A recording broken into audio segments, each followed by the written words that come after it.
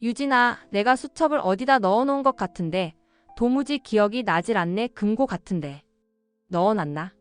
최명진은 여전히 구하나를 유진이로 부르는 신여진을 보고 신여진의 기억이 전부 돌아온 것은 아니라고 확신했습니다.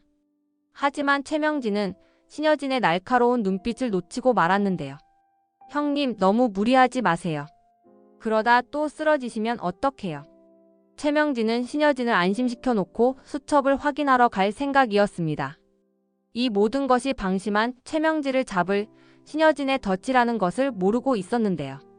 신여진의 교묘한 함정에 빠진 최명지가 결국 자기 손으로 금고에서 수첩을 꺼내고 만다는 이야기를 해보려고 해요. 그 전에 오늘도 보러 와주셔서 감사합니다. 여러분들의 가정에 평안과 행복이 깃들기를 바라며 신데렐라 게임 리뷰 시작하겠습니다. 신여진이 오랜 입원 생활을 마치고 저택 현관문을 들어선 순간 묘한 침묵이 흘렀습니다. 거실 한가운데서 신여진은 가볍게 숨을 고르며 의도적으로 집안 구석구석을 둘러봤습니다. 가구의 배치, 벽에 걸린 그림, 그리고 익숙하면서도 낯선 공기의 흐름까지 모두 확인하려는 듯 했습니다. 마치 이곳에 무언가 감춰져 있다는 것처럼 그는 느리게 시선을 옮기고 있었습니다. 최명진은 조심스레 다가서며 의례적인 안부를 건넸습니다. 몸은 좀 어떠세요? 병원에 계실 때 많이 힘들어 보이셨는데 지금은 좀 나아지신 거겠지요? 신여진은 의도적으로 얼굴에 약간의 피곤함을 드러내며 대답했습니다. 몸은 괜찮은데 머리가 좀 흐릿해. 아직 기억이 다 돌아온 건 아니야. 이 집도 어쩐지 낯설게 느껴지고. 최명진은 순간 표정이 굳어졌지만 빠르게 태연한 미소를 만들었습니다. 무리하지 마세요. 조금 더 쉬시는 게 좋을 것 같아요. 신여진은 일부러 고개를 갸웃거리며 주변을 살폈습니다. 뭔가 중요한 걸 놓친 것 같은 기분이야. 돌아오면 다 떠오를 줄 알았는데 더 낯설기만 하네. 최명진은 속으로 혹시 수첩 이야기를 꺼내려는 건가? 하고 긴장했습니다. 그 수첩에는 자신이 절대 드러나선 안 되는 비밀이 빼곡히 담겨 있지 않은가. 하지만 결코 내색할 수 없기에 표정에 미세한 흔들림만 스쳤습니다. 너무 걱정하지 마세요. 지금은 쉬는 게 제일 중요하니까요. 다른 건 천천히 생각하셔도 돼요. 신여진은 소파에 앉았다가 벌떡 일어나 복도를 향해 걸음을 옮겼습니다. 벽면 장식장 위 작은 장식품들을 스치는 손끝이 미묘하게 떨렸습니다. 뭔가를 찾아 헤매는 사람처럼 부자연스러웠지만 동시에 그것이 일부러 연출된 동작 같기도 했습니다. 그래, 쉬긴 해야지. 근데 계속 뭔가 생각날 듯 말 듯해. 최명진은 이제 더 이상 가만히 있으면 안 되겠다고 판단했습니다. 옅은 한숨을 내쉬며 뒤따라가 속삭이듯 질문했습니다. 진짜 기억이 안 나시는 거예요? 혹시라도 다른 사람한테 들은 얘기라도 있으시면 저한테도 말씀해 주시면 좋을 것 같아서요. 신여진은 잠시 멈추어 섰습니다. 그리고 천천히 고개를 돌려 최명지를 바라봤습니다. 날선 시선이었지만 순간 그 표정이 부드러운 미소로 덮였습니다. 너무 긴장하지 마. 네가 왜 그렇게 예민한진 모르겠지만 나 아직 기억 제대로 안 돌아왔어. 그 말에 최명진은 짧게 눈을 깜빡였고 신여진의 의도를 파악하지 못한 채 어색하게 웃으며 고개를 끄덕였습니다. 한편 지방 깊숙한 곳에 깃든 비밀을 다시금 확인해야 한다는 생각이 그녀의 심장을 더욱 쿵쿵 뛰게 만들었습니다. 신여진의 흐릿한 기억이 언제 날카롭게 되살아나 모든 것을 뒤엎을지 불안감이 집안 공기와 함께 부풀어 오르고 있었습니다. 구하나는 문 앞에 서서 잠시 숨을 고르고 있었습니다. 며칠 전 신여진이 집에서 쓰러졌을 때 자신이 놓쳤던 단서가 분명 있을 거라는 느낌이 가시질 않았습니다. 숨겨진 진실이 있다는 직감은 자꾸만 그녀의 머릿속을 흔들었고 그때 마침 윤성호가 다가왔습니다. 그렇게 혼자 고민만 해선 아무것도 못 찾아요. 구하나 씨, 최명지가 수첩 갖고 있을 가능성 크다는 제보 들어왔어요. 수첩이요? 혹시 신여진 회장님이 자주 말하던 그거 말씀하시는 거죠? 아버지 회사 얘기도 들어있었다고 했던데요. 윤성호는 짧게 숨을 내쉬었습니다. 그 눈빛엔 복잡한 감정이 뒤엉켜 있었습니다. 20년 전부터 이어진 복수와 진실 추적이 지금 드디어 끝을 볼 수 있으리라는 희망이 어렴풋이 드러났습니다. 맞아요. 거기 구영민 대표 사건부터 윤유진 뺑소니 의혹, 최명지의 은밀한 행적까지 다 들어있을 가능성이 높습니다. 이번엔 진짜 마지막 증거를 손에 넣어야 해요. 구하나는 윤성호가 내민 오래된 자료를 받아 조심스레 살펴봤습니다. 사진 몇 장과 메모가 섞여 있었는데 대부분 최명지와 관련된 기록들이었습니다. 구체적인 수치나 인물 관계가 정리되어 있었고 그녀는 새삼 등줄기가 서늘해짐을 느꼈습니다. 이 정도면 거의 반쯤 다 드러난 거나 마찬가지네요. 이제 그 수천만 확보하면 최명지가 숨긴 모든 비밀이 까발려질 거예요. 윤성호는 이를 악물듯 고개를 끄덕였습니다. 그렇죠. 요즘 최명지가 은총이한테 관심 보이는 것도 좀 수상해요. 만약 그 아이가 회장 집안 손자로 인정이라도 받으면 명지한텐 진짜 걸림돌일 겁니다. 무슨 짓을 할지 몰라요. 구하나는 윤성호의 말에 동의하며 주먹을 꼭 쥐었습니다. 더는 가만히 당할 수 없어요. 그 결의에 윤성호도 한층 긴장감 어린 미소로 화답했습니다. 두 사람이 공유하는 목표는 분명했습니다. 오랜 세월 동안 어둠 속에서 숨죽였던 거대한 비밀을 밝히고 희생당한 사람들의 억울함을 해소하는 것. 동시에 최명지에게 빼앗길 뻔한 여러 인생들을 구제하는 것 말입니다. 최명지가 움직이기 전에 우리가 먼저 수를 둬야 해요. 네, 바로 움직일게요. 두 사람은 서로 다른 방식으로 결의를 다졌지만 결국엔 같은 목표를 향해 달리는 이들이었습니다. 그리고 그들의 결심은 더 이상 뒤로 물러날 길 없이 앞으로 나아가서 진실을 벗겨내기 위한 시작점이었습니다. 이제는 회장 저택 안팎 모든 움직임을 예의주시하며 최명지의 미세한 실수까지도 절대 놓치지 않으리라 다짐하고 있었습니다. 신여진은 저택 거실의 창가에 서서 바깥 풍경을 무심하게 바라보고 있었습니다. 집안 공기는 고요해 보였지만 실상은 팽팽한 긴장감이 감돌고 있었습니다. 신여진이 일부러 기침을 하며 시선을 돌리자 복도 끝에서 구하나가 들어왔습니다. 유진아, 요즘 머릿속이 계속 흐릿하네. 뭔가 중요한 걸 잃어버린 것 같은데 그게 뭔지를 모르겠어. 구하나는 조심스럽게 다가서며 신여진을 살폈습니다.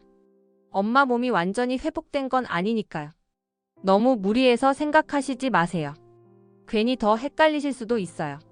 멀리서 한눈 팔듯 서 있던 최명진은 귀 기울이며 두 사람의 대화를 지켜보고 있었습니다. 신여진이 비밀스러운 목소리로 말하자 최명지의 눈빛이 날카로워졌습니다. 그래도 뭔가 놓치고 있는 건 확실한 것 같아. 쓰러지기 전에 들은 게 있었던 것 같은데 뭐였지? 최명진은 순간 뒤틀린 표정을 지었다가 곧 애써 부드럽게 미소 지으며 다가왔습니다. 회장님, 아직 몸 상태도 완전치 않은데 자꾸 이렇게 움직이시면 안 돼요. 좀 더 쉬셔야 해요. 스트레스 받지 마시고요.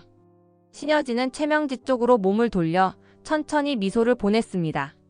네 말이 맞아. 억지로 떠올리려고 하면 더 복잡해질 수도 있겠지. 근데 이상하게 자꾸 뭔가가 맴돌아. 최명진은 내심 이제 곧 무슨 말을 꺼낼 건가 하고 초조해졌지만 애써 태연하게 대꾸했습니다. 기억이 한 번에 다 돌아오는 건 아니잖아요. 저도 회장님이 힘들지 않으셨으면 좋겠어요. 구하나는 일부러 눈을 피하며 최명지와 거리를 뒀습니다. 신여진이 연기하고 있다는 걸 아는 유일한 사람이었으므로 불필요한 의심을 사지 않도록 조심한 것입니다. 잠시 뒤 신여진이 의자에서 일어나 마치 비틀거리는 듯 몸을 흔들자 구하나가 얼른 부축했습니다. 조금 더 쉬시는 게 좋을 것 같아요. 방에 가서 누워서 편히 쉬시는 게 어떨까요? 그래, 그러자. 뭔가 찾고 싶은데 몸이 이 말을 안 들어.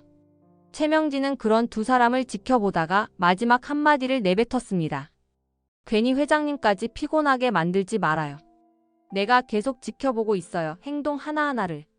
구하나는 그 목소리에 깃든 냉기를 느꼈지만 표정만은 담담히 유지했습니다.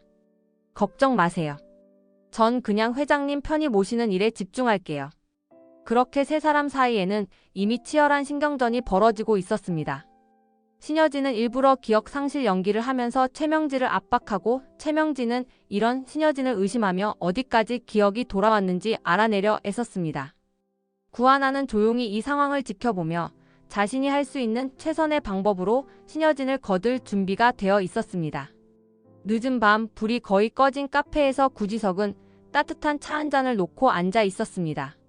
어느새 자정이 가까워졌는데도 생각이 복잡한지 잔을 들었다 놨다 반복했습니다. 잠시 후 문이 열리고 황진구가 들어왔습니다. 벌써 와 계셨네요. 죄송해요. 회사 쪽 일이 좀 길어져서 늦었어요. 괜찮습니다. 저도 정리할 게 좀 있어서요. 최명지가 어떻게 나올지 모르니까 항상 대비는 해야죠. 황진구는 자리에 앉자마자 바로 본론을 꺼냈습니다. 구하나 씨랑 윤성호 선생님이 수첩 찾으려고 계속 움직이고 있어요. 거기에 아마 명지 씨의 결정적인 증거가 있을 거예요. 그러니까 우리가 옆에서 조용히 도와줘야죠. 방해받지 않게. 구지석은 황진구가 말하는 우리라는 단어에 잠시 눈길을 주었습니다. 네, 저도 그렇게 생각합니다. 사실 오랫동안 계획해왔던 복수였지만 이젠 기업 사냥 문제뿐 아니라 뺑소니 의혹까지 얽혔잖아요. 더 이상 지체할 수 없겠어요. 황진구는 가볍게 머리를 한번 쓸어넘기며 차분히 대답했습니다. 기업 사냥으로 피해본 분들, 그리고 부모님 사고 게다가 뺑소니 사건까지.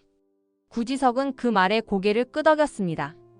자신도 총괄 본부장의 지위를 이용해 내부 정보를 빼돌렸고 이제 남은 건 결단뿐이라는 걸 알고 있었습니다. 각자 위치에서 할 수 있는 걸 하자는 거죠. 최명지가 수상한 움직임 보이면 바로 연락해서 대응하고요. 황진구는 차를 한 모금 마시더니 약간 웃으며 대꾸했습니다. 사실 저도 구지석 씨랑 이렇게 손잡고 일하게 될 줄은 몰랐어요. 예전엔 같은 팀이 될 거란 생각도 못했는데. 구지석도 쓴웃음을 지었습니다. 그러게요, 참 아이러니하네요. 그래도 목표가 같으면 손잡아야죠. 그들은 간단한 작전이라도 세우듯 구체적인 연락망과 시나리오를 짰습니다.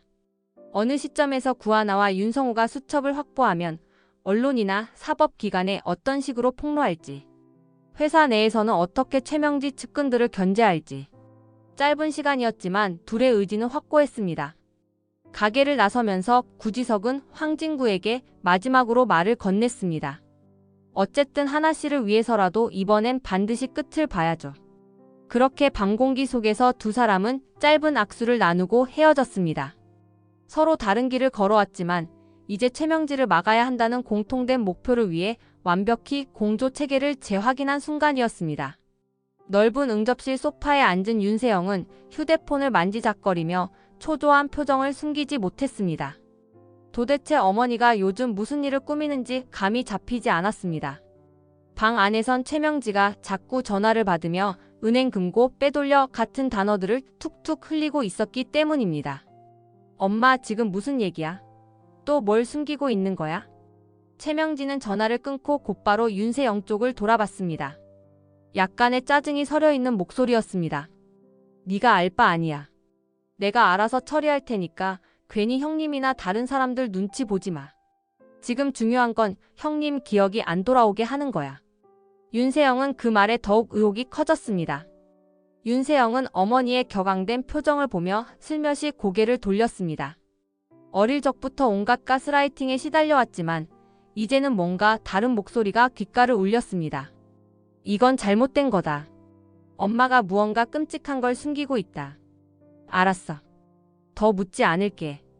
대신에 나중에라도 엄마가 잘못한 게 있으면 솔직히 말해. 나 정말 힘들거든, 이런 분위기. 불안의 씨앗은 이미 마음에 깊게 뿌리내렸고 언젠가 엄청난 폭발로 이어질 것이 분명해 보였습니다. 아침 출근길 구하나는 여느 때처럼 버스 정류장에 서 있었습니다. 하지만 왠지 뒤통수가 서늘하고 누군가가 자신을 계속 지켜보는 듯한 느낌에 고개를 돌렸습니다. 검은색 모자를 쓴 낯선 남자가 몇 미터 떨어진 곳에서 자신을 흘끗 보고 있었습니다. 그녀가 눈이 마주치자 남자는 살짝 시선을 피하며 전화를 받는 신용을 했습니다. 최명지 쪽에서 누구를 붙였나? 구하나는 속이 쓰렸습니다. 그대로 두면 안 좋을 상황이 생길 수도 있었습니다. 그때 갑자기 차가 한 대 다가와 창문이 내려졌습니다. 하나 씨, 어디 가세요? 회사 가는 길이죠. 마침 근처에 볼 일 있어서요. 태워드릴까 해서요. 구하나는 경계심을 늦추지 않은 채 곁눈질로 뒤쪽 남자를 살폈습니다. 사장님, 이런 시간에 여기서 뵐 줄은 몰랐네요. 감사하긴 한데 번거롭진 않으세요? 황진구는 부드럽게 웃었습니다. 아니요, 전혀요. 어차피 회사 근처까지 가는 길이니까요. 하나씩도 태워드리면 좋겠다 싶어서요. 타세요. 구하나는 잠시 망설이다가 차 문을 열고 탔습니다. 사이드 미러로 보니 아까 그 검은 모자 남자가 인상을 찌푸리며 반대 방향으로 걸어가는 모습이 보였습니다. 확실히 자신을 감시하려던 게 틀림없었습니다. 차 문을 닫고 나자 구하나는 안도의 한숨을 내쉬었습니다. 감사해요. 사실 조금 전부터 누가 따라오는 것 같아서 신경이 쓰였거든요. 최명지 쪽에서 사람을 붙인 것 같아요. 황진구는 핸들을 잡은 채 짧게 고개를 끄덕였습니다. 그렇군요. 그럼 더더욱 내가 하나씨를 지켜야겠네요. 최명지는 수단 안 가리는 사람이니까요. 위험하면 바로 연락주세요. 구하나는 황진구의 말에 미안함과 감사함이 동시에 밀려왔습니다. 사장님께 괜히 민폐 끼치는 것 같아서 죄송해요. 혹시 저 때문에 불편해지실까봐. 하나씨가 위험한데 그냥 지나칠 수 없죠. 그의 목소리는 다정했습니다. 차창 밖 도시의 아침 풍경이 빠르게 스쳐 지나갔지만 차 안에는 묘한 안정감이 흐르고 있었습니다. 구하나는 그 따스함에 잠시 마음을 내려놓고 싶다는 생각이 들었습니다. 도착 후 황진구가 차에서 내려 구하나를 배웅하자 뒤늦게 거리 쪽에서 시선을 던지는 검은 모자 남자가 다시 보였습니다. 하지만 황진구와 함께 있는 걸 확인하자 슬쩍 골목으로 사라졌습니다. 정말 고마워요. 사장님 말대로 더 조심해야겠네요. 제가 수첩을 찾으려 한다는 걸 눈치챈 걸까요? 아마도요. 그러니 언제든 무슨 일 생기면 연락주세요. 꼭이요. 그렇게 둘은 짧지만 묵직한 눈맞춤을 하고 헤어졌습니다. 구하나는 최명지의 감시가 더 심해지겠군 하고 생각했지만 동시에 내 곁에서 도와줄 사람들이 있으니 버텨낼 수 있을 거야 라며 마음을 다잡았습니다. 늦은 오후 저택의 작은 응접실 한켠에 신여진이 앉아 있었습니다. 창문으로 들어오는 빛이 부드럽게 방을 채웠지만 그 분위기는 결코 온화하지 않았습니다. 맞은편에 앉은 윤성호는 차분하게 신여진을 바라보고 있었습니다. 유진 아빠 나 말이야. 가끔 이 모든 게 내 잘못인가 싶어. 윤성호는 눈을 가늘게 뜨며 신여진의 표정을 살폈습니다. 그게 전부 유진 엄마 잘못은 아니지. 그동안 주변에서 일이 너무 많았잖아. 특히 최명지 쪽에서 뭐가 있었는지는 아직 다 파악도 못했고. 윤성호는 살짝 미소를 지으며 고개를 저었습니다. 설령 뭔가 있었어도 유진 엄마가 사람을 죽이거나 그런 건 아니잖아. 근데 최명지가 정말 노리고 있었다면 벌써 뭐라도 했겠지. 근데 아직도 숨기고 있다는 건 자기 죄 감추려는 거일 거야. 신여진은 그 말에 고개를 끄덕였습니다. 물론 그는 이미 최명지가 얼마나 끔찍한 일을 꾸며왔는지 알고 있었지만 당장 들키지 않게 하려면 이렇게 흘려야 했습니다. 어떻게 이 죄를 갚을 수 있을까? 윤성호는 잠시 침묵했습니다. 오래된 상처가 되살아나는 듯 얼굴이 어두워졌습니다. 우선 최명지를 제대로 벌주는 것부터 생각하자. 유진 엄마. 신여진이 입술을 꼭 깨물었습니다. 그래 나도 사죄해야겠지만 최명지 그녀는 절대 용서할 수 없어. 내 딸의 원한을 꼭 갚아줘야지. 윤성호는 의지를 다지듯 고개를 크게 끄덕였습니다. 맞아 그거야. 그래서 구하나나 구지석, 황진구까지 다 같이 움직이고 있어. 우리도 여기서 물러서지 말고 끝까지 가보자. 그들은 한동안 침묵 속에 앉아 있었습니다. 그러나 그 정막은 오히려 격렬한 마음을 대변하는 것 같았습니다. 얇게 떠오르는 기억 조각들이 하나둘 맞춰질수록 신여진은 자신이 어떤 결정을 내려야 할지 점점 확신해 가고 있었습니다. 최명지의 검은 속내를 단죄하고 과거에 희생되었던 딸과 가족, 그리고 주변 인물들의 억울함을 반드시 풀어줘야 한다는 결심이 깊어지고 있었습니다. 늦은 밤, 최명지는 어둡고 후미진 창고 같은 곳에서 조영사를 기다리고 있었습니다. 시커먼 형체가 문을 열고 들어오자 최명지는 낡은 의자에 앉은 채로 손짓해 그를 불렀습니다. 이리 와. 시간 없어. 구하나 말이야. 눈엣 가시처럼 계속 나서잖아. 진짜 신경 쓰여 죽겠어. 조영사는 무뚝뚝한 표정으로 다가왔습니다. 눈빛에는 탐욕과 냉정이 뒤섞여 있었습니다. 네, 확인했습니다. 계속 신여진 회장 주변에 붙어있고 수첩이니 뭐니 계속 뒤지고 있더군요. 어떻게 처리할까요? 최명진은 주머니에서 두툼한 봉투를 꺼내 그에게 내밀었습니다. 여기. 지난번보다 더 챙겼어. 구하나 어떻게든 막아. 교통사고든 납치든 알아서 깔끔하게. 절대 가까이 못 오게 해. 조영사는 돈봉투를 슬쩍 열어보며 눈썹을 치켜 세웠습니다. 이 정도면 뭐 시키는 건 다 할 수 있겠네요. 걱정 마세요. 제가 알아서 처리하겠습니다. 최명진은 눈길을 돌리며 입술을 삐죽거렸습니다. 신여진 기억 돌아오면 안 되거든. 그 주변 애들도 다 치워야 돼. 조영사는 흥미롭다는 듯 고개를 끄덕였습니다. 네, 파악 중입니다. 저는 지시에 따라 움직일 뿐이니 추가로 뭘 부탁하셔도 괜찮습니다. 최명진은 자리에서 일어나 창문 밖을 내다봤습니다. 달빛이 무색하게 그녀의 표정은 더욱 음산했습니다. 좋아, 그럼 됐어. 이제 다 필요 없어. 신여진 정신 차리기 전에 그놈의 수첩 찾으려는 애들부터 없애. 그래야 내가 살아남아. 조영사는 최명지의 비뚤어진 의지를 확인한 뒤 작은 목소리로 대답했습니다. 알겠습니다. 가까운 시일 내에 결과 보고 드리죠. 실패하는 일은 없을 겁니다. 그렇게 둘 사이에는 살기가 감돈 어두운 거래가 성립되었습니다. 최명진은 한숨을 길게 내쉬더니 그 눈빛이 기묘하게 일그러졌습니다. 이미 그녀에게 돌아갈 길은 사라졌고 오직 상대를 짓밟아야만 자신이 살아남을 수 있다고 믿고 있었습니다. 조영사가 떠난 뒤 최명진은 텅 빈 창고에 혼자 남아 있었습니다. 그리고 속삭이듯 중얼거렸습니다. 어차피 신여진도 언젠가는 다시 끌어내려야 해. 내 딸 윤세영이 혜성을 이어가려면 방해하는 놈들 다 정리해야지. 그녀의 음산한 목소리는 쇠민을 같은 울림을 남기고 창고에는 다시 고요가 깃들었습니다. 그리고 이 어둠의 사주는 곧 하나의 일상에 직접적으로 파문을 일으킬 준비가 되어 있었습니다.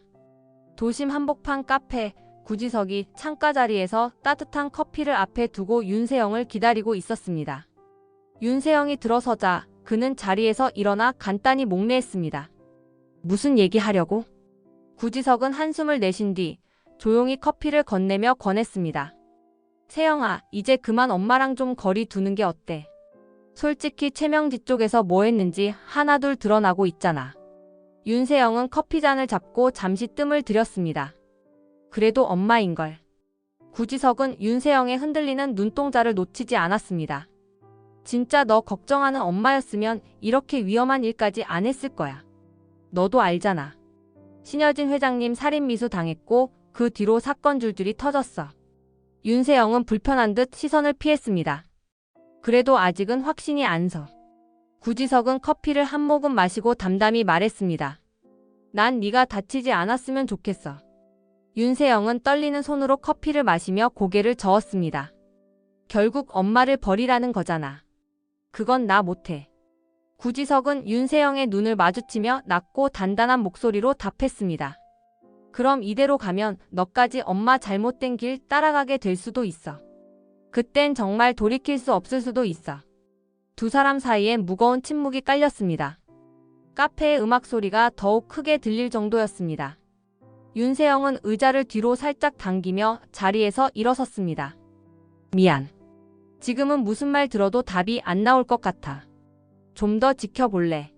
엄마가 왜 이러는 건지, 뭐가 그렇게 두려운 건지. 구지석은 그 말을 막지 않았습니다. 다만 윤세영이 이제 서서히 어머니에게서 벗어날 갈등을 일으킨다는 점을 확인했을 뿐이었습니다. 그래, 네 선택이야. 근데 하나만 기억해. 나중에 진짜 도망치고 싶어질 때 언제든 나한테 와도 돼. 윤세영은 돌아서며 작게 고개를 끄덕였습니다. 그녀의 발걸음은 한없이 무거워 보였습니다. 그리고 그 어깨 위엔 어머니와의 얽힌 운명적 끈이 갈기갈기 찢길지도 모른다는 불안감이 더욱 무겁게 내려앉고 있었습니다. 해가 중천에 떠올랐지만 신여진의 저택 실내는 어딘가 서늘한 기운이 감돌고 있었습니다. 신여진은 거실 한복판에 앉아 최명지가 보고 있을 만한 각도를 염두에 두고 구하나와 대화를 나눌 준비를 했습니다. 구하나가 다가오자 신여진이 낮은 목소리로 말을 꺼냈습니다. 유진아, 요즘도 머릿속이 복잡해서 말이지 뭔가 놓친 게 있는 것 같아. 예전에 내가 뭘 적어놨던 것 같은데 어디 뒀더라. 구하나는 눈짓으로 최명지가 엿들을 수 있다는 신호를 보내며 살짝 긴장한 얼굴을 지었다가 바로 대답했습니다. 회장님, 혹시 중요한 서류나 메모 같은 거 금고에 넣어두신 건 아니세요? 그런 건 보통 제일 안전한 데다 보관하시잖아요. 신여진은 마치 깨달은 듯 표정을 바꾸면서 씁쓸히 웃었습니다. 금고라 집 금고엔 딱히 없던데 어쩌면 은행 금고에 뒀을지도 모르지. 그들의 대화를 멀찍이서 보고 있던 최명진은 순간 눈썹이 깜빡였습니다. 은행 금고라는 말이 귀에 들어오자 자신이 수첩을 보관해둔 곳과 겹쳐지는 느낌에 본능적으로 긴장했습니다. 혹시 신여진이 기억을 되찾고 자신이 숨긴 걸 눈치챈 건 아닐까? 구하나는 신여진 곁에 살짝 고개를 숙여 더 작은 목소리로 말했습니다. 그래도 뭔가 적어두신 게 있다면 금고가 제일 안전할 것 같긴 해요. 특히 비밀스러운 내용이라면 지금 같은 때에 한 번쯤 확인해 보시는 게 좋지 않을까요? 신여진은 커피잔을 들고 입술 가까이에 갖다 댔다가 일부러 크게 소리내며 한숨을 내쉬었습니다. 그러게. 근데 이상하게 기억이 안 나네. 어쩌면 내가 어딘가에 잘 보관해두고 까먹은 걸 수도 있고 아휴, 답답하네. 복도 어귀에 숨어 엿듣던 최명진은 안색이 굳었습니다. 신여진이 완전히 모르고 있는 건가? 아니면 날 유인하려는 함정인가? 갑자기 한기가 느껴졌습니다. 두 사람이 주고받는 대화가 자신을 겨냥한 것임을 직감했습니다. 그때 구하나가 마침 휴대폰 알람이 울린 듯 연기하듯 일어섰습니다. 회장님 잠깐만요. 중요한 연락이 와서요. 구하나가 자리를 뜨자 신여진은 의도적으로 혼잣말을 이어갔습니다. 내 기억이 다 돌아오기 전까지 그 수첩 찾을 수 있을까? 금고에 뒀다면 내가 직접 확인해야지. 문틈에서 그 말을 들은 최명진은 속으로 이제 내가 먼저 움직여야겠군이라며 이를 꽉 물었습니다. 신여진이 먼저 수첩을 찾게 두면 자신이 끝장날 테니 당장이라도 금고에서 빼돌려야 한다는 결론에 도달했습니다. 거실에 혼자 남은 신여진은 천천히 커피잔을 내려놓았습니다. 그의 시선은 문 바깥을 곁눈질로 살피다가 다시 한번 푸념하듯 작게 내뱉었습니다. 이젠 네가 움직일 때가 됐지 최명지.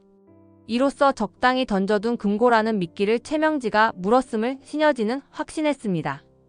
그리고 그 순간부터 구하나와 신여진이 의도한 결정적 유도가 본격적으로 움직이기 시작했습니다.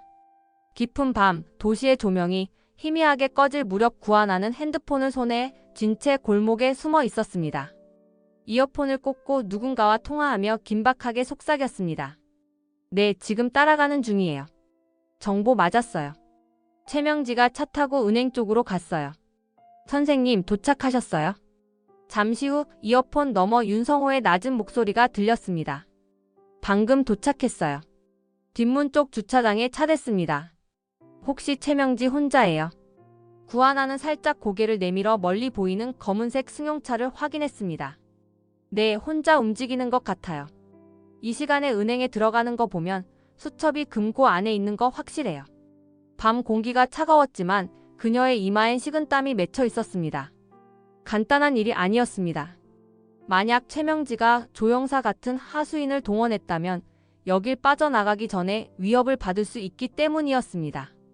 조심스레 뒤따르자 최명지는 은행 뒷문 쪽에서 경비원에게 신분을 확인시킨 뒤 내부로 사라졌습니다. 구하나는 건물 모퉁이에 숨어 상황을 지켜봤습니다. 잠시 뒤 윤성호도 어둠 속에서 나타나 둘이 눈으로 인사를 나눴습니다. 역시 예정대로 움직였네요. 어떻게 하실 거예요? 윤성호는 주위를 살피며 차분히 답했습니다. 기다리죠. 금고에서 뭘 꺼낼 테니까 그 직후에 우리가 덮치는 거예요. 그 말대로 은행 근처 골목 구석에서는 황진구와 구지석이 대기 중이었습니다. 또 다른 전화 연결이 되고 구지석이 간단히 보고했습니다. 우린 정문 쪽에 있어요. 만약 그쪽으로 빠지면 바로 잡을게요. 구하나는 가슴 깊이 안도했습니다. 매번 불리하다고 느꼈던 상황이었는데 이번엔 확실히 함정을 만들고 기다리는 쪽이었습니다. 이대로만 가면 수첩을 확보해 모든 어둠을 폭로할 수 있으리란 희망이 생겼습니다. 시간이 한참 흘러 최명지가 서류 가방을 든 채 다시 은행 뒷문으로 걸어 나왔습니다. 주변을 두리번거리는 모습이 심상치 않았습니다. 구하나는 윤성호와 숨을 죽인 채 기다렸다가 최명지가 주차장에 들어서는 순간 조심스레 뒤를 밟았습니다. 가방 안을 힐끗 보니 낡아 보이는 수첩 모서리가 슬쩍 보였습니다. 맞아요, 저거 수첩이에요. 좋아요. 이제 나오기만 하면 바로 움직이죠. 주차장엔 은은한 가로등 불빛만이 어른거렸습니다. 최명지가 문을 열려던 찰나 어떤 그림자가 번뜩 다가왔습니다. 구하나는 숨을 참은 채 이제 라는 타이밍을 예상했습니다. 그리고 곧 멀리서 구지석과 황진구가 나타났습니다. 최명지는 그들을 보고 흠칫 놀랐고 윤성호와 구하나가 반대편에서 달려들어 탈출로를 막았습니다. 차가운 밤바람 속 최명지는 안색이 하얗게 질려 서류 가방을 꽉 쥐고 있었습니다. 그 순간 구하나는 가방에 손을 뻗었습니다. 무언의 실랑이가 있었지만 결국 낡은 수첩을 구하나가 움켜쥐는데 성공했습니다. 비켜. 그거 당장 내놔. 하지만 이미 늦었습니다. 네 사람은 연합해서 길을 막았고 수첩의 존재를 확인한 후 긴박한 시선이 서로 교차했습니다. 조만간 이 수첩의 내용이 세상에 드러난다면 그 파장은 어마어마할 것이 분명했습니다. 최명지는 은행 금고 건물을 빠져나와 겨우 주차장에 다다른 순간 완벽한 포위망에 갇히고 말았습니다. 구하나가 재빠르게 가방 안에서 낡은 수첩을 꺼내 들자 최명지는 격앙된 목소리로 소리쳤습니다. 그거 놓지 못해? 감히 어딜 뒤져? 다 내 사유 물건이야. 하지만 이미 구지석이 수첩 표지를 확인하고 있었습니다. 그는 냉철한 표정으로 한 장을 살짝 넘겼습니다. 역시 뺑소니 교사, 살인미수, 횡령 기록 그리고 엄청난 기업 비리가 적혀 있군요. 황진구는 차분하게 주변을 살피며 만약의 위험에 대비했습니다. 이 정도면 경찰을 불러도 상관없겠어요. 당장 체포당해도 이상하지 않을 증거들 아닌가요? 최명지는 이를 악물더니 구하나에게 몸을 돌진시켰습니다. 비켜. 너 따위가 뭘 안다고. 당장 내놓으라고. 그러나 뒤에서 윤성호가 재빠르게 팔을 붙잡아 제지했습니다. 그만둬요. 더 이상 발버둥쳐봐야 소용없어요. 최명지는 몸부림치며 악에 바친 목소리로 외쳤습니다. 이게 다 너희들 때문이야. 신여진도 구하나도. 다 나 괴롭히려고 작정했잖아. 이건 전부 조작이라고.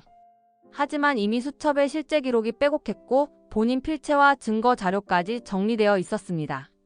게다가 곳곳에 붙어있는 영수증과 날인 서류는 최명지 본인이 남긴 결정적 꼬리표였습니다.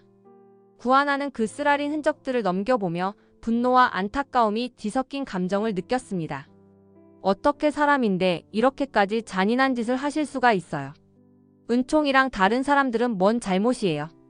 최명지는 눈을 부릅떴지만 말문이 막힌 듯 아무 대답도 하지 못했습니다. 구지석은 휴대폰을 꺼내 큰 결심을 한 듯 번호를 눌렀습니다. 기자회견을 열겠습니다. 회장님 쪽이 준비해놓은 자리도 있고 증거가 이 정도면 충분해요. 황진구도 그 제안에 찬성하며 고개를 끄덕였습니다. 맞아요. 최대한 빨리 공개해야 돼요. 경찰에도 알리고 언론에도 뿌리고 이제 숨길 것도 없잖아요. 우리가 다 까야죠. 최명지는 여전히 뭔가를 시도하려는 듯 주변을 살폈지만 이미 길이 없다는 걸 깨닫고 고개를 떨구었습니다. 구하나는 수첩을 소중히 쥐고 뒤로 물러섰습니다. 이 안에 담긴 모든 진실이 드디어 빛을 보게 되겠구나라는 안도감과 오랜 세월 묵혔던 상처가 치유될 수 있으리라는 희망이 교차했습니다. 윤성호가 마지막으로 최명지를 향해 입을 열었습니다. 이제 끝났어요. 더 버텨봐야 아무 소용없어요. 지금까지 숨겨온 거 다 드러났습니다. 최명지는 피곤에 절은 눈빛으로 윤성호를 노려보았습니다. 그리고 한숨을 쉬며 힘없이 무너져 내렸습니다. 그렇게 한밤중 은행 금고 주차장에서는 최명지의 비밀이 적힌 수첩이 세상에 나올 운명을 맞이했습니다. 이제 남은 건 진실을 공식화하고 최명지의 죄를 제대로 심판받게 하는 일뿐이었습니다. 다음 날 혜성그룹 본사 건물 앞은 수많은 기자들과 인파로 북적였습니다. 미리 공지된 긴급 기자회견 소식에 언론이 대거 몰려든 것이었습니다. 무대 위에는 신여진이 휠체어를 타고 앉아 있었고 그 곁에 구하나가 서 있었습니다. 뒤편에는 구지석과 황진구 그리고 윤성호가 보이지 않게 배치되어 상황을 지켜보고 있었습니다. 카메라 플래시가 터지는 가운데 신여진이 천천히 마이크를 잡았습니다. 여러분, 오늘 이 자리에 선 이유는 혜성그룹 내부의 비리와 제가 당했던 살인미수 사건 그리고 제 딸 윤유진의 뺑소니 사고에 대해 진실을 밝히기 위해서입니다. 군중 사이가 술렁였습니다. 신여진 회장이 직접 뺑소니와 살인 미수를 언급하고 나선 것이었습니다. 신여진은 잠시 숨을 고르고 구하나를 바라본 뒤 이어서 말했습니다. 이 모든 사건의 배후엔 최명지가 있습니다. 제 동서였고 오랫동안 우리 가족을 위협해왔습니다. 그 증거가 이 수첩 안에 고스란히 남아 있습니다. 구하나가 손에 쥔 낡은 수첩을 천천히 들어 보였습니다. 플래시가 번쩍였고 기자들은 일제히 카메라를 집중시켰습니다. 이 수첩에는 최명지가 여러 불법 행위를 지시하고 사람을 사주해 뺑소니와 사고를 일으킨 정황이 적혀 있습니다. 저 역시 가까운 사람을 잃었고 더 이상은 묵과할 수 없었기에 나서게 됐습니다.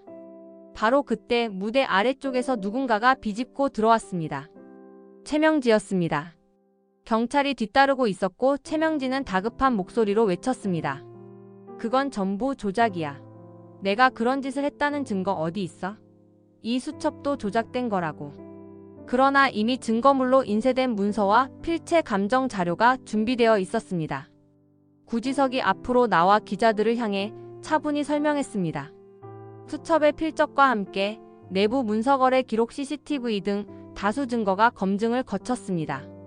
재판부에 제출할 예정이며 오늘부로 최명지를 고소합니다. 황진구는 최명지를 곁에서 막아섰습니다. 달려들 기세였던 최명지는 한 발짝도 움직이지 못했습니다. 그때 윤세영이 뒤에서 나타나 어머니의 팔을 붙들었습니다. 엄마 이제 그만해. 이젠 아무리 발버둥쳐도 소용없어. 최명지는 눈물을 글썽이며 윤세영을 노려봤습니다. 너까지 이러면. 하지만 윤세영도 울먹이는 목소리로 더는 물러서지 않겠다는 듯 대답했습니다. 그만하자. 엄마가 한 일 다 드러났잖아. 순간 경찰이 빠르게 다가와 최명지에게 수갑을 채웠습니다. 최명지는 비명에 가까운 날 선소리를 질렀지만 이내 무대 밖으로 끌려나갔습니다. 몰려드는 카메라와 기자들의 질문 세례 속에서 그녀는 완전히 몰락해 버렸습니다. 신여진은 휠체어에 앉은 채로 마이크를 다시 잡았습니다. 제가 저지른 기업 사냥이나 제 잘못도 분명 책임지겠습니다. 하지만 가족까지 해치려 했던 최명지의 죄는 반드시 밝혀져야 합니다. 이제라도 우리 모두 남은 상처를 조금씩 치유해 가야 하지 않겠어요. 구하나는 그런 신여진의 손을 살포시 잡고 고개를 숙였습니다. 아직까지 완벽히 서로의 마음을 풀 수는 없을지 몰라도 적어도 이제부터는 거짓 없이 마주볼 수 있으리라는 희망이 생겼습니다. 뺑소니로 잃은 딸 윤유진의 아픔, 구하나가 지켜야만 했던 은총이와 동생들의 삶, 그리고 구지석과 황진구가 품었던 복수의 서사가 모두 한 지점에서 맞물려 억눌린 고통이 조금씩 해방되고 있었습니다. 기자회견장은 혼란스럽게 술렁였지만 공기가 한결 가벼워진 듯 느껴졌습니다. 최명지라는 거대한 그림자가 걷히고 남은 사람들은 앞으로 맞이할 내일을 고민하게 될 것이 분명했습니다. 그리고 그것은 진정한 가족의 의미와 사랑이라는 것의 본질을 다시 찾기 위한 시작이었습니다. 이번 영상 재미있으셨으면 구독과 좋아요 부탁드립니다.